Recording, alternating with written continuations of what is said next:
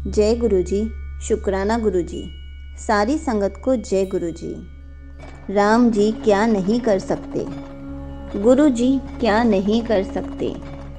एक बारी एक पुजारी थे, उनके पास कोई काम नहीं था, कोई काम चलता भी नहीं था। वो बहुत तंगी में रहते थे।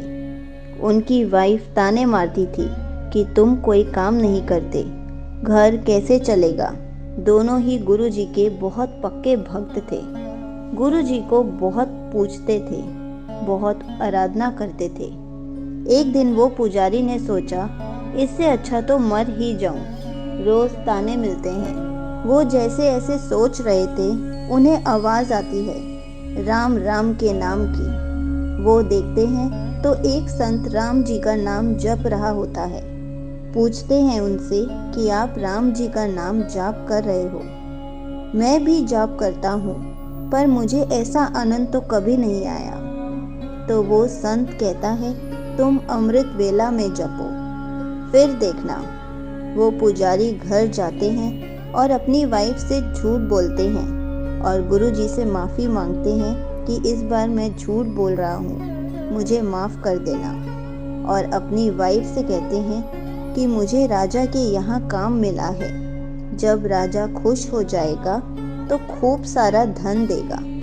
ऐसा कहकर वो रोज अमृत वेला जंगल में जाते और राम जी का नाम जपते।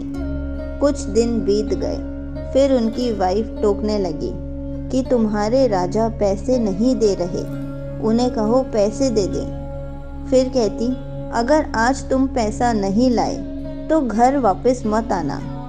वो पुजारी जी दुखी मन से फिर जंगल जाते हैं। आज उनका मन बहुत दुखी होता है और आज उनका डायरेक्ट कनेक्शन बन जाता है राम जी से।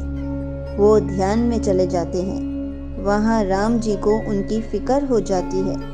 वो राजा के रूप धारण करके पुजारी के गांव पहुँच जाते हैं और जाके हर किसी से पूछते हैं कि पुजारी का घर कहाँ है।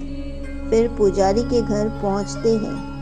कहते हैं, तुम्हारे पति मेरे यहाँ काम करते थे, मैंने उन्हें कुछ देना था।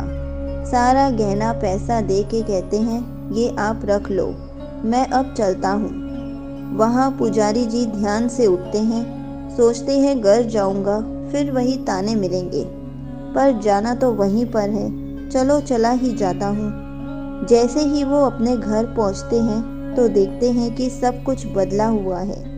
पूछते हैं, ये सब किसने किया, ये सब किसने दिया। उनकी वाइफ कहती है, आपके राजा आए थे, उन्होंने ही ये सब कुछ दिया है। पुजारी जी को समझ आ गया, राम जी गुरु जी खुद उनको दर्शन देके गए, ये सब कुछ दे कर गए ताकि उनकी गृहस्थी अच्छे से चल सके। इसलिए हमेशा कहा जाता है, राम जी क्या नहीं कर सकते, गुरु जी क्या नहीं कर सकते। हम जिस भी भगवान को मानते हैं, गुरु जी हमें उसी रूप में आकर दर्शन दे सकते हैं। गुरु जी उसी रूप में आकर हमारी मदद करके जाते हैं, क्योंकि गुरु जी कभी नहीं चाहते कि हम जिस भी भगवान की पूजा कर रहे हैं उन्हें भूल जाएं। हम जिस भी भगवान जी को मानते हैं उनका हमेशा नाम लेते रहना चाहिए। वो नाम भी सीधा गुरु जी के पास तक ही पहुंचता है।